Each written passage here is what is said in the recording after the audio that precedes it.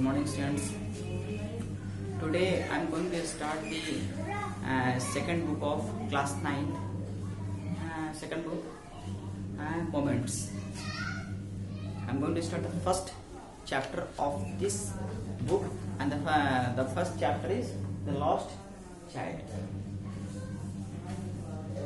Okay, students, this is your first chapter of class 9 from Moments.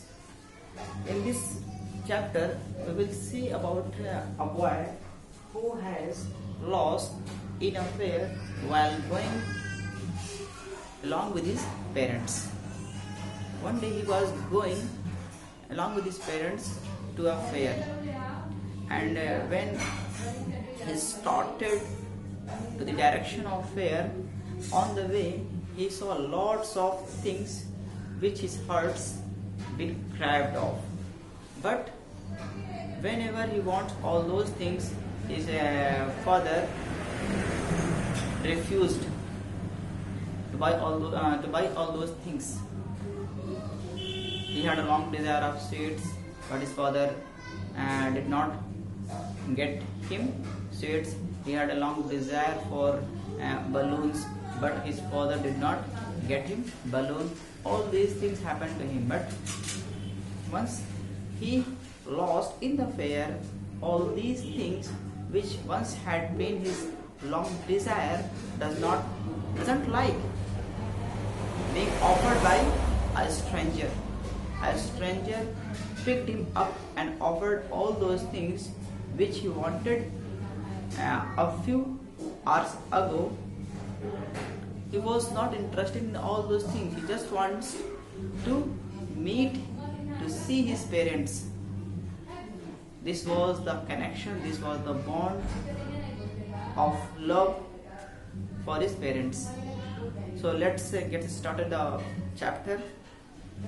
First of all, see, a child goes to a fair with his parents. He is happy and excited and wants the sweets and toys displayed there, but his parents don't buy them for him. Why then does he refuse when someone else offers them to him? एक बच्चा अपने parent के साथ fair में जाता है, मेले में जाता है, बहुत ही हैप्पी होता है, एक्साइटेड होता है, जैसे कि बच्चे होते भी हैं, हैप्पी होते हैं, एक्साइटेड होते हैं, किसी फेयर में जाते हैं, किसी एग्जीबिशन में जाते हैं, ठीक है, किसी घूमने वाली जगह पे जाते हैं। और रास्ते में जब वो टॉयज को देखता है, स्वीट्स को देखता है, तो काफ़ी अंदर फैसिनेटेड हो जाता है उन चीज़ों को देखकर। वो चाहता है उसके पास में, लेकिन इसको जो पेरेंट्स हैं वो उसको खरीद के नहीं देते वो सारी चीज़ें। और क्या होता है कि जब वो गायब हो जाता है तो वो सारी चीज़ें उसको फिर दोबारा मिलती हैं। जो एक स्ट्रेंजर, एक आदमी होता है, उन सारी चीज़ों को उसको खरीद कहता है कि बेटा ये ले लो, प्राइज ले लो, स्वीट्स ले लो, बलून्स ले लो, चलो मैं तुम्हें राइड करा देता हूँ। लेकिन वो सारी चीज़ें उसे अट्रैक्ट नहीं करती हैं। वो तो केवल अपने पेरेंट्स से मिलना चाहता है, उन्हें देखना चाहता है। Such was his love for his parents. यहाँ से स्टोरी स्टार्ट होती है, यहाँ से स्टार्ट करते हैं, देखते हैं। जैसा कि मैंने बता दिया कि क्या होता है कि एक बच्चा मेले में जाता है, वहाँ पर वो रास्ते में बहुत सी चीज़ें देखता है, और जब वो मेले में पहुँच जाता है तो वहाँ पर पहुँचने के बाद कुछ देर के बाद वो वहाँ से गुम हो जाता है, गायब हो जाता है, मेले में गायब हो जाता है। और गायब होने के बाद जब उसकी जो डिज़ायर थी, जो ख्वाहिशें थी, जिन चीज़ों को वो कभी लेना चाहता था, रखना चाहता था, तो वो सारी चीज़ें जब उसको कोई स्ट्रेंजर उसे दिलाता है तो वो सारी चीज़ें रिफ्यूज़ कर देता है, मना कर देता है। नाउ स्टार्ट करते हैं। It was the festival of spring from the wintry shades of narrow lanes and alleys emerged a gaily clad community. Some walked, some rode on horses, others sat, being carried in bamboo and block carts. One little boy ran between his father's legs, dreaming over life and laughter. Spring का season था, मतलब ठंडक भी नहीं थी, winter भी नहीं था, समर भी नहीं था, बीच का क्या नाम है सीजन था, स्प्रिंग सीजन था। और पतली पतली गलियों से, एलिस का मतलब भी होता है नैरो लेंस, पतली पतली गलियों से, ह्यूमैनिटी भी होता है ह्यूमन बीइंग, पतली पतली गलियों से ह्यूमन बीइंग जो थे वो रंग बिरंगे कपड़े पहने हुए निकल रहे थे। पर जितनी भी गलियाँ थी सारी गलियों से रंग बिरंगे कपड़े पहने हुए, अच्छे अच्छे कपड़े पहने हुए सभी लोग मेले की तरफ जा रहे थे, अपने गलियों से निकल रहे थे। कुछ लोग पैदल जा रहे थे, कुछ लोग घोड़े पे जा रहे थे, कुछ लोग बैठे हुए थे, घोड़े पे बैठ के जा रहे थे, और कुछ बैम्बो में जा रहे थे। बैम्बो की एक गाड़ी थी, उसी गाड़ी में बैठकर जा रहे थे, और कुछ लोग बुलक कार्ट्स में जा रहे थे। बुलक कार्ट्स का जो पीछे का जो पार्ट होता है ना, बैम्बो से ही बना होता है, तो उसी की वजह है कि कुछ लोग बैम्बो में बैठकर, यानी कि बुलक कार्ट्स में बैठकर, घोड़ा गाड़ी होती है, सॉरी बुल होते हैं वहाँ एक्चुअली, और वो गाड़ी उससे अटैच होती है, नाम नहीं याद है मुझे हिंदी में उसका, तो उसी में बैठ के बैलगाड़ी जिसे कहते हैं, जैसे बैलगाड़ी में बैठकर जा रहे थे। वन लिटिल बॉय, एक छोटा सा लड़का अपने माँ बाप के पैरों के बीच से हंसते हुए, किलकारियाँ लेते हुए, अपने बचपन का मजा लेते हुए वहाँ से गुजर रहा था, अपने पेरेंट्स के साथ छुट्टी मेले में जा रहा था।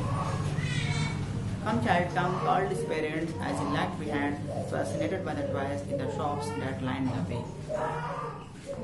उसके माँ बाप, उसके जो पेरेंट्स थे उससे आगे निकल गए, बच्चा पीछे रह गया। अच्छा, पीछे रह जाने की वजह क्या थी? लैग बिहाइंड हो गया था, पीछे रह गया था, just because of being fascinated by the toys and toys in the shops.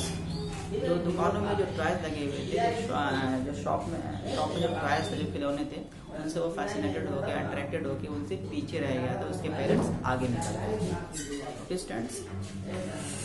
He hurried towards his parents, his feet obedient to their call, his eyes still lingering on the receding toys. As he came to where they had stopped to wait for him, he could not suppress the desire of his heart, even though he well knew the old cold stare of refusal in their eyes. जल्दी जल्दी अपने parents के पास वो जाने लगा, क्योंकि उसके जो फीट थे, यानी कि काफ़ी ओबीडियंट चाइल्ड था, अपने माँ बाप का कहना मानता था। जल्दी जल्दी वो अपने पेरेंट के पास दौड़ते हुए गया, लेकिन अभी भी उसकी निगाहें, उसकी आंखें उन खिलौनों पर लगी हुई थी जो उसने दुकान पर देखा था, और वो दौड़ते हुए वहाँ पर पहुँचा जहाँ उसके पेरेंट उसका इंतज़ार कर रहे थे खड़े होकर। लेकिन एक्चुअली वो अपने डिज़ायर को सप्रेस नहीं कर पाया, कंट्रोल नहीं कर पाया, और अच्छा ये भी जानता था, अपने डिज़ायर को वो कंट्रोल नहीं कर पा रहा था।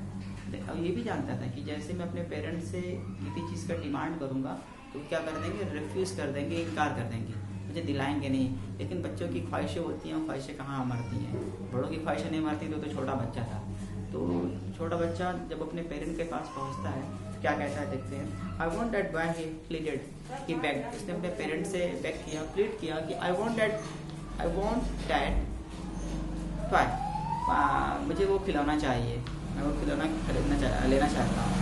His father looked at him, red eyes in his familiar tyrant ways. His mother, melted by the free spirit of the day, was tender and, giving him her finger to hold, said, "Look, child, what is before you." उसके father ने अपनी लाल लाल आंखों से, यानी कि उससे गुस्से भरी आंखों से उसे देखा, जैसा कि वो अक्सर किया करते थे। माँ का दिल तो बहुत ही नर्म होता है। उसकी माँ ने क्या किया कि उसे बुलाया, बेटा इधर आओ, अभी प्यार से बुलाया, और उसे अपनी फिंगर पकड़ाते हुए कहीं, इधर आओ बेटा, उधर देखो क्या है, look child what is before you, देखो तुम्हारे सामने क्या है। क्योंकि वो एक्चुअली पीछे देख रहा था। पीछे क्यों देख रहा था? क्योंकि वहाँ पर शॉप्स थी, और उस शॉप में क्या था, टॉयज था, तो उसकी आंखें उधरी लगी हुई थी। जब उसकी माँ ने कहा लुक बिफोर यू, बेटा अपने सामने देखो क्या है, तो वहाँ से उसका माइंड डाइवर्ट होकर आगे की तरफ चला जाता है। It was a flowering mustard field, pale like melting gold, as it swept across miles and miles of even land. और वहाँ पर क्या था, एक मस्टर्ड फील्ड था जो दूरों तक फैला हुआ था। ऐसा लग रहा था कोई अच्छा, जो मस्टर्ड था, जैसे की बात है, मस्टर्ड के जो कलर होते हैं वो पेल होते हैं, पीले होते हैं, और गोल्डन कलर के होते हैं। ऐसा लग रहा था कि वो कोई बहुत बड़ा ओशन हो, पीले कलर का, और उसमें कोई क्या नाम है, पीले रंग का कोई ओशन बहुत दूर तक फैला हुआ हो, miles and miles of even land, बहुत दूर तक फैला हुआ है। ओके स्टूडेंट्स, कल इसके आगे में क्या नाम है एक्सप्लेन करूँगा। तब तक के लिए क्या नाम है इसको देखें, स्टडी करें। बहुत बड़ा चैप्टर नहीं है, बहुत जल्दी ख़त्म हो जाएगा। Thank you so much.